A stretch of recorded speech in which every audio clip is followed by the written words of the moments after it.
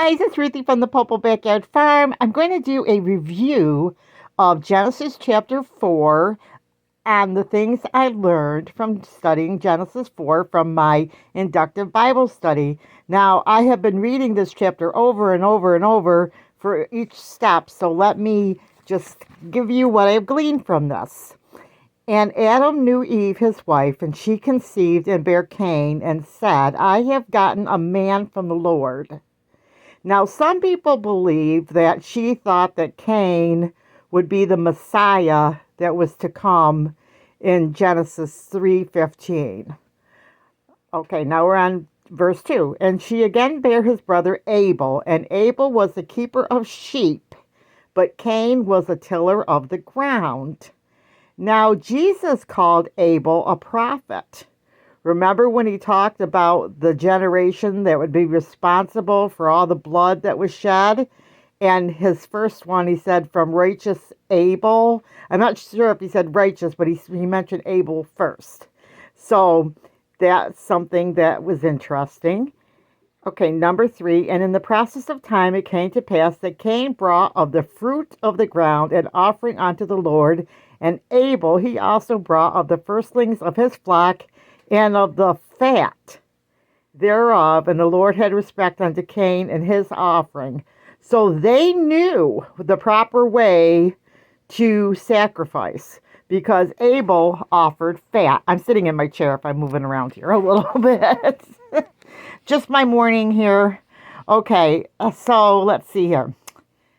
5. But unto Cain and to his offering he had not respect. And Cain was very wroth, and his countenance fell. Now, how did Cain know that his offering wasn't respected? Now, God could have brought down fire to consume the sacrifices. Okay? And another thought I've had about this, now I don't see any biblical evidence for it, so it's just a thought that Adam and Eve had other children, and maybe this was a public thing that happened. I'm not sure, because maybe they were like the two big clans or something, but I don't know if it was public or private. Okay, number 6. And the Lord, I also don't know if they were the two big clans. That's just a thought that they could have been a public event. They might have been the oldest brothers. Maybe that could have been to show examples to others, or it could have been the two of them alone. I don't know. Okay. And the Lord said unto Cain, why art thou wroth, and why is thy countenance fallen? So apparently, this is something you may want to do some research on, because a big deal is made about the way he looks in his face about this. So maybe he's walking around scowling, couldn't just let it die. He just kept, just was running around sulking. I'm not sure. But that's something that would be interesting to do some research on.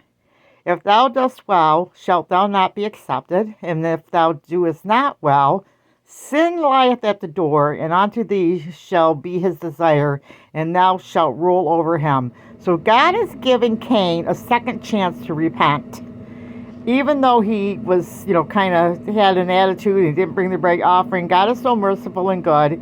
He's giving him a second chance to repent, but he doesn't take it, as we'll see.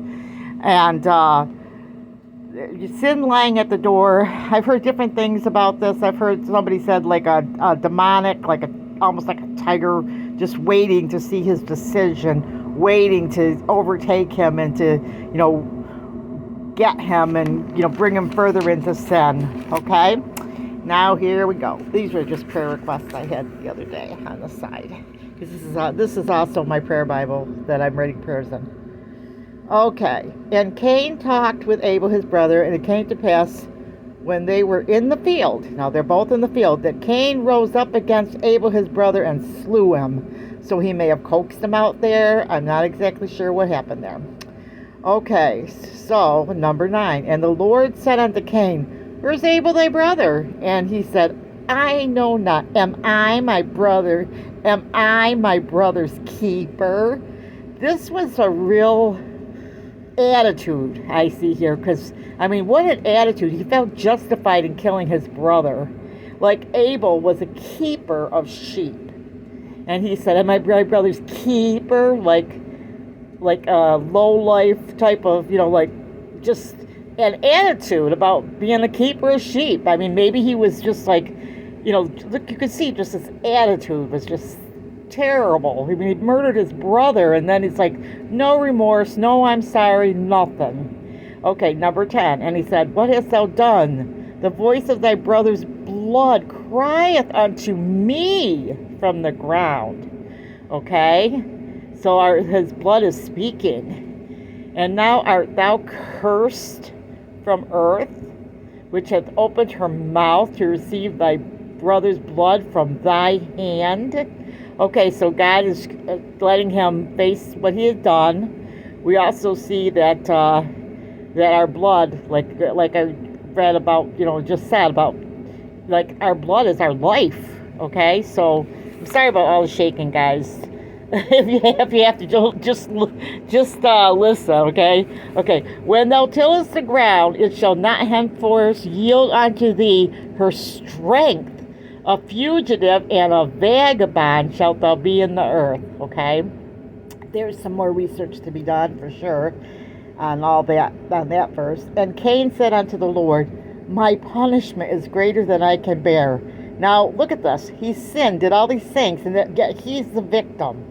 You'll see that a lot of times with people that do wrong, that they're the victim. Okay, number 14. Behold, thou hast driven me out this day from the face of the earth, and from thy face shall I be hid, and I shall be a fugitive and a vagabond in the earth. And it shall come to pass that everyone that findeth me shall slay me. Now here we see another thing, that it appears to me like the law of, like when they used to run the refuge cities and such, that there seemed to me that there was some kind of a law already that, like, if you killed someone, God's going to take care of you. So this is all early in the stages of our world. Okay. And the Lord said unto him, therefore, whoever slayeth Cain, vengeance shall be taken on him sevenfold. And the Lord set a mark upon Cain, lest any finding him shall kill him. So apparently he's all by himself. He's kind of like left to wander around, not to be around people so much. And vengeance is the Lord's. We do not have the right to punish other people. Okay, 16. And Cain went out from the presence of the Lord and dwelt in the land of Nod on the east of Eden. I mean, what a horrible, horrible, horrible life. Now he's away from God. I mean, that's like hell. He's away from the beautiful presence of the Lord. Okay, 17. And Cain knew his wife, and she conceived and bare Enoch. And he builded a city and called the name of the city after the name of his son Enoch.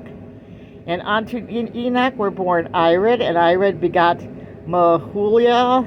I'm probably not saying these names right. And Mahulah begot Methuselah, and Methuselah begat Lamech.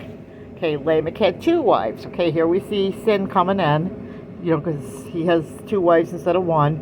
And Lamech took unto him two wives. The name of the one was Adah, and the name of the other Zillah.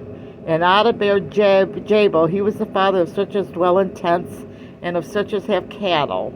And his brother's name was Jubal. He was the father of all such as handle the harp and organ. And Zola, so we see there's music, and we'll see that they're raising animals. And Zillah, she also bare Tubal-Cain, an instructor of every artificer,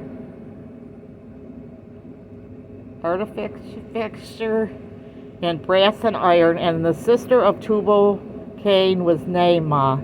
Now, some people say that was weapons. I don't know, but we see brass and iron. And if those are correctly interpreted, we'd have to check on the Hebrew and the Greek to make sure those metals, because we have like your Bronze Age or these different ages. And Lamech said unto his wives Adah and Zillah, hear my voice, ye wives of Lamech, hearken unto my speech, for I have slain a man to my wounding and a young man to my hurt. So he killed somebody, a young guy. Okay, if Cain be avenged sevenfold, truly Lamech 70 and sevenfold. Okay, so now we see murder coming in, sin. He felt like he could kill somebody, And he was wrong, because that was God was the one to bring vengeance. So he sees sin coming in. The births of Seth and Enos. And Adam knew his wife again, and she bare a son, and called his name Seth. For God said, She hath appointed me another seed instead of Abel, whom Cain slew. And Seth, to him also were born a son, and he called his name Enos. I'm sorry. Then began men to call upon the name of the Lord. So I'm not exactly sure about 26. I think, from what I understand, people started to call out to God at that point. And, we see that another son is born, Seth, and kind of to bring in the godly line. So there you have chapter 4. Sorry about the shaking. I hope you enjoyed this.